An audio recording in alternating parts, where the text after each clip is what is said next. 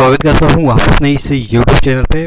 दोस्तों, दक्षिण मध्य रेलवे यानी कि साउथ सेंट्रल रेलवे की तरफ से एक नोटिस जारी किया गया है जो कि जितने भी आरआरसी या आरआरबी या जितने भी इन फ्यूचर एग्ज़ाम देंगे सभी के लिए उपयुक्त है। हालांकि ये आपके आरआरसी ग्रुप डी का जो मेडिकल लेवल B2 और C1 है उनके लिए पर्टिकुलर ये चीज़ें ली गई है इसमें कंसर्न। लेकिन अगर हम बात करें इसका जिस्ट पॉइंट कि इसका मतलब क्या निकलता है, तो आपको यहाँ पे समझ में आएगा कि जो वेटिंग लिस्ट का प्रोविज़न नहीं है उसमें भी कुछ प्रोविज़न जोड़े गए हैं जो कि इस नोटिस में दिया गया है। चैनल पे नए हैं तो सब्सक्राइब जरूर कर लीजिएगा इसी तरह के अपडेट के लिए। यहाँ पे जो चीज़ें दे रखी है, intimation regarding no vacancy for candidate found fit in B2 and C1 जो RRC 01 2019 level 1 post 7th CPC पे मैट्रिक्स। कहने का मतलब ये है कि उनको सूचित किया जाता है, इंटीमेट किया जाता है, अवगत कराया जाता है कि आपके लिए यानी कि आपके मेडिकल स्टैंडर्ड के लिए यहाँ पे वैकेंसी नहीं है।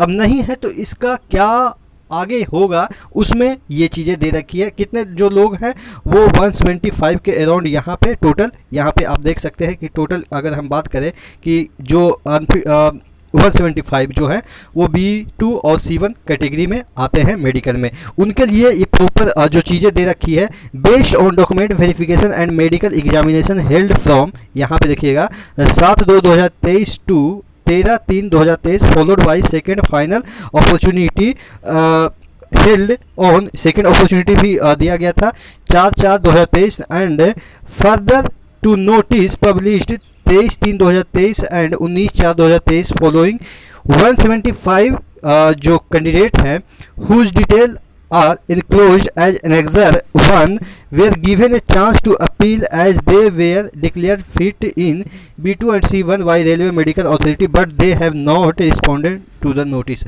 यानी कि कहने का मतलब ये है कि उनको B2 और B2 और C1 दिया गया था, लेकिन उनको नोटिस दिया गया था कि आप री मेडिकल करवा सकते हैं, लेकिन डेट देने के बावजूद वो अपील नहीं किए। कैसे अपील करेंगे? उनको भी पता है कि अब ये B2 और जो C1 है क्या वो चेंज हो सकता है, क्या अपील करने के बाद नहीं चेंज हो सकता है। हाँ, वो अलग बात है कि डॉक्टर के नेग्लिजेंसी की वजह से कुछ दिक्कतें हुई होगी तो वो अपील कर सकते हैं, लेकिन जनरली ऐसा नहीं होता क्योंकि जो B2 और C1 वाले होते हैं उनको अच्छे से चेक किया जाता है कि कहीं गलती डॉक्टर की तो नहीं हो रही है। डॉक्टर खुद 2-3 बार चेक कर लेता है, उसके बाद कन्फर्म हो जाता है, क्योंकि उसकी वजह से किसी की ज़िंदगी बन सकती है और बिगड़ सकती है, तो वहाँ पे डॉक्टर नेग्लिजेंसी नहीं कर सकते हैं। तो इस वजह से कैंडिडेट को भी लगता है कि इससे तो मेरा अब अपील भी करेंगे तो कोई फ़ायदा नहीं है, ठीक है। तो इसलिए अपील इन्होंने नहीं किया। तो ये इसी संदर्भ में ये लिखा गया है, as the last date for appeal has been completed no further opportunity for these candidate will be given as per medical fitness respective 175 candidate. कहने का मतलब अब इन लोगों को कोई पोस्ट नहीं मिलेगा क्योंकि अपील का भी समय खत्म हो गया। There are no vacancy in the post notified in C1 medical standard as on this date, hence candidate of all these 175 candidates can not be consider. यानी कि कैंडिडेचर जो है वो कंसिडर नहीं किया जाएगा क्योंकि वैकेंसी ही नहीं है। लेकिन सबसे बड़ी पॉइंट यहाँ पे आप देखेंगे, in any vacancy for the post notified for C1 arises. कहने का मतलब अगर C1 से कोई पोस्ट एराइज होता है, एराइज मतलब उत्पन्न होता है, in future these candidate will be consider accordingly as per merit and other CEN condition.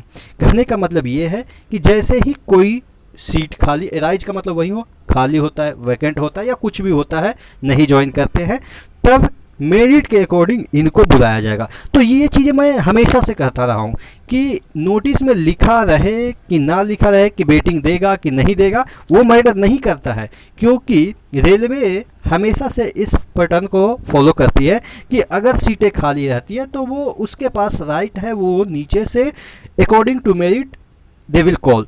तो कहने का मतलब ये है कि आपको कॉल किया जाएगा बशर्ते कि ऊपर सीट खाली हो। और ये ऐसा नहीं है कि सिर्फ मेडिकल जो B2 और C1 वाले स्टैंडर्ड के लिए मैं बात कर रहा हूँ या ये बात कर रहे हैं, ऐसा उन लोगों के लिए भी है जो A2 वाले हैं या A3 वाले, जो भी मेडिकल असिस्टेंट है, यानी कि जनरल पोस्ट के लिए कुछ पॉइंट से छट गए हैं या कुछ नंबर से छट गए, 2 2 4 4 5 5 10 10 नंबर से भी छट जाते हैं, कोई दिक्कत नहीं है। आप वेट कीजिए, आपका भी क्लियरेंस का टाइम आएगा। तो यही आपको समझाने के लिए ये मैंने वीडियो बनाया है कि इन फ्यूचर जितने भी वैकेंसियाँ रेलवे के अंतर्गत आते हैं, तो ऐसे जितने भी वैकेंसी आए, रेलवे का LP हो, टेक्नीशियन हो, JE हो, SSC हो या NTPC हो, तमाम जो वैकेंसियां हैं सभी में इसी पैटर्न को फॉलो करेगा रेलवे। ये अंडरस्टूड है, लेकिन आपको समझने की चीज़ है कि वो ये नहीं बताएंगे कि हम एनी हाउ आपके वेटिंग निकालेंगे निकालेंगे, यानी कि वो